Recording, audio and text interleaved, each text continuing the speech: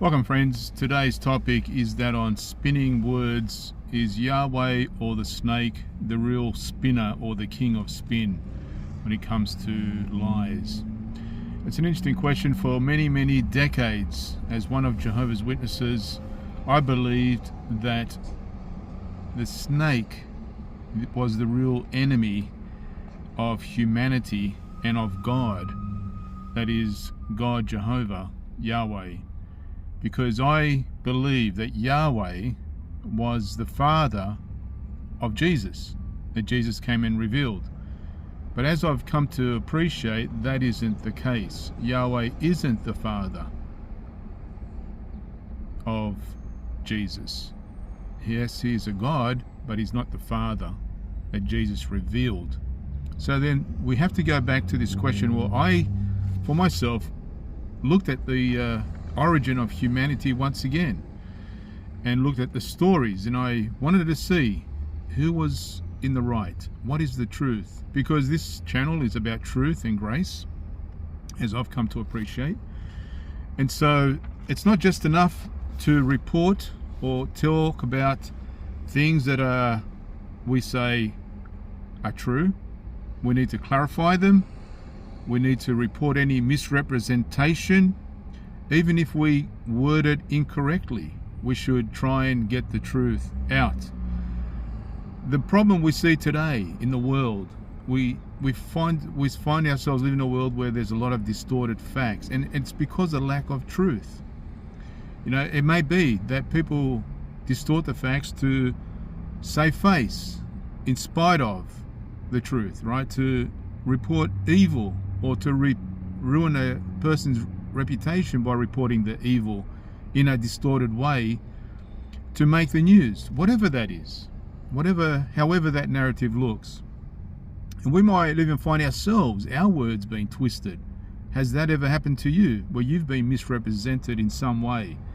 How did that make you feel when what you said was taken out of context and all of a sudden you're looking like a liar when maybe you weren't?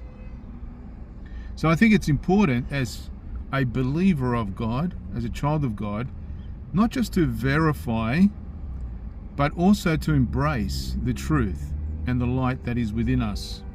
We don't need to spin words. We can just read the text and we'll see what it means. And so that's what I like to do today. Look at the original account. When you look at Genesis chapter 1 and Genesis chapter 2 and Genesis chapter 3, you find something quite amazing. In Genesis chapter 1, from verse 1 to verse 4 or 3, you find one account of the Genesis. And then from Genesis chapter 2 verse 4 onwards, you'll find another account, but this time a name is inserted in the gods there, and that name is Jehovah. From 1 to 4, Genesis chapter 1 verses 1 through to Genesis chapter 2 verse 4, you don't see the name Jehovah there, just Elohim. But now Jehovah comes in the picture, and it's a retelling of the account in Genesis, but now we're looking at it from Jehovah's point of view. So let's have a look at the original setup of Eden with Adam and Eve and the snake, and let's see what is the truth. Maybe you have an idea that, like that the snake was the deceiver. He lied, right? And this is what happened, and this is why we find ourselves in a spiral heading downwards, because of the original fall, that Satan lied to Adam and Eve that they wouldn't die on that day. But let's have a read of the account, friends, and let's get to the bottom of the truth here. Genesis chapter 2 verses 15 to 17. I'm just going to read straight into that command that Yahweh gives to Adam and Eve. Yahweh God took the man and settled him in the Garden of Eden to cultivate and take care of it. Remember in Genesis chapter 1 verses 26 to 28, they already had a command to go out and be fruitful, multiply the earth, etc. Okay, so now here we are getting another command. Sounds similar, but not quite. Notice what it says there. that Yahweh took the man and settled him. Took him from where? Where did he take him and settle him into the garden? So obviously he took him. I don't know how that he took him, by force or moved him, however that took place. But he took him and he settled him to take care of this garden. Now in this garden, in 16, Yahweh says this command. Then Yahweh God gave the man this command, you are free to eat all the trees in the garden. So you have a lot of freedom.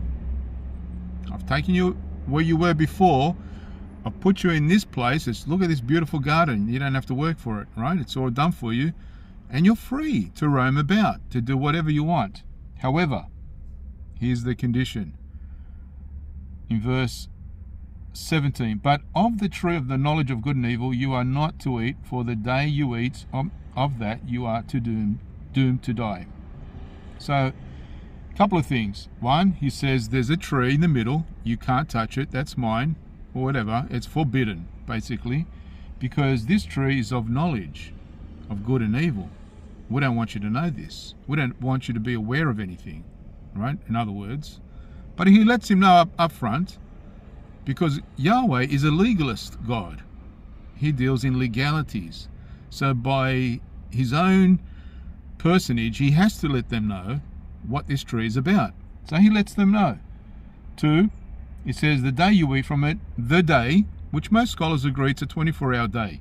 So the day you eat from it, you are doomed to die. This is what's before them.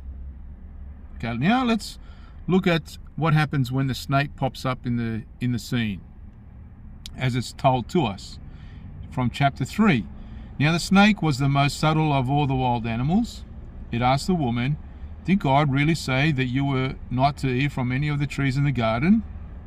Well, the woman answered to the snake, we may eat from the fruit of the trees in the garden, but of the fruit of the tree in the middle of the garden, God said, you must not eat nor touch it under pain of death. Or in other words, you will die. Because in verse 4 he says, the snake said to the woman, no, you will not die. God knows, in fact, that the day you eat, your eyes will be open, and you'll be like gods, knowing good and evil. He's not saying anything wrong here. He's just saying, no, you won't die, because God knows that when you do eat it, you'll be like them, knowing good and evil. So in other words, you'll have this awareness. But he said that you won't die in that day, right? So as we know, she then thought the fruit was good to eat, and so they both Adam and Eve ate from this tree, and their eyes were open. Now, who was lying? Who was spinning? Who's told the truth and who deceived? Who committed the murder? And in the end, who committed murder? Let's have a look at chapter 3, verses 20 onwards.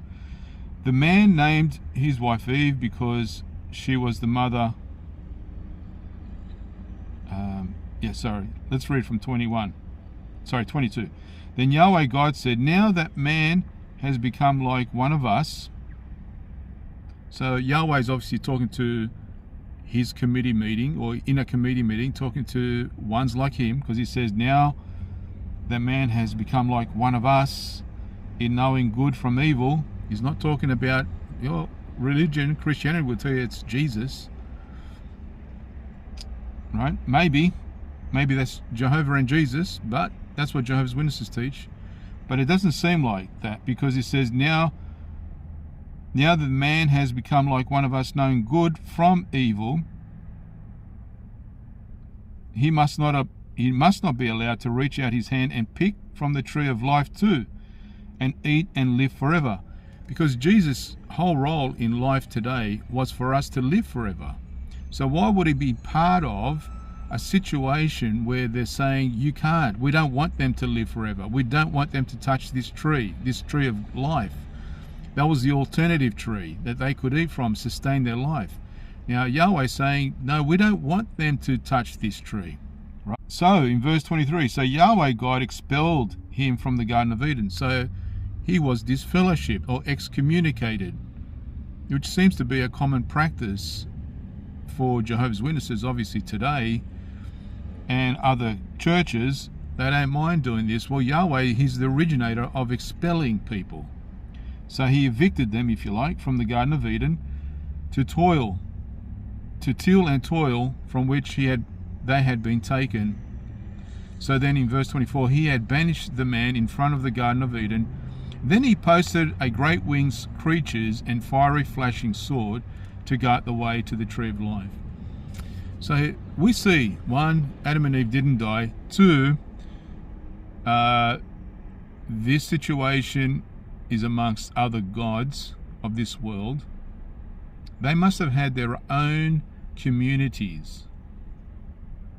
How do we know this? And 3, by posting a cherub, as we know, to guard the entrance of Eden with a fiery flaming sword to guard the tree of life, that basically meant their death sentence. They were to die as we know, as old people. They died of old age. Adam and Eve did, or we know Adam did at least. So isn't that interesting? The one who committed murder and lying was Yahweh, not the snake. He lied to Adam and Eve that they would die, and they didn't die. He told the truth about them knowing good and evil. He told the truth that this tree was knowing good and evil, and they weren't to touch it. That's what the tree was. However, he also banished them, kicked them out, and then placed a sword to guard this tree. Now, over 2 people, 1 angel needed a sword as well to flying around while he couldn't take care of the 2. We know 1 angel can wipe out 185,000, was it Philistines? So I don't quite understand this heavy duty guarding. Okay, so that's the first part we've answered, right? But now this second part is, why such a big deal? Why such heavy artillery, if you like? Well, if you look at chapter 4 and you read a little bit further, you see that when Cain killed his brother, in verse 13, Cain says to Yahweh, "My punishment is greater than I can bear. Look, today you drive me from the surface of the earth." It doesn't seem like an unusual practice for Yahweh, right? "Today you drive me from the surface of the earth. I must hide from you and be restless wanderer on earth. Why? Whoever comes across me will kill me." Then 15, notice what Yahweh says. "Very well then," Yahweh replied, "whoever kills Cain will suffer a 7-fold vengeance." So Yahweh put a mark on Cain so that no one coming across him would kill him. Cain left Yahweh's presence and settled in the land of Nod, east of Eden. So he got kicked out of Eden and settled somewhere else. But notice Yahweh says, if anyone comes across you, they will not touch you, because I'll put a mark on your head so they know who you are, or a mark on you.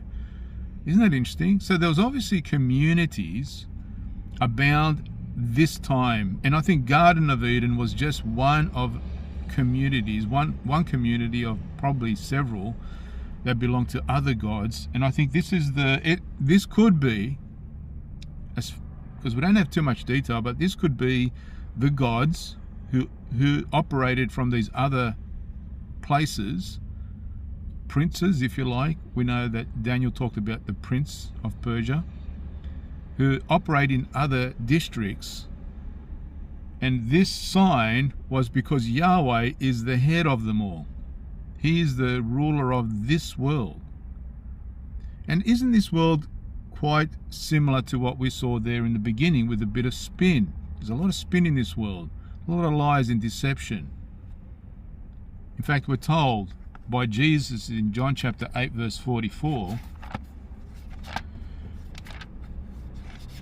regarding this account. He says, "You are from your father the devil, and you prefer to do what your father wants. He was a murderer from the start, and he was never grounded in the truth. There is no truth in him. When he lies, he is speaking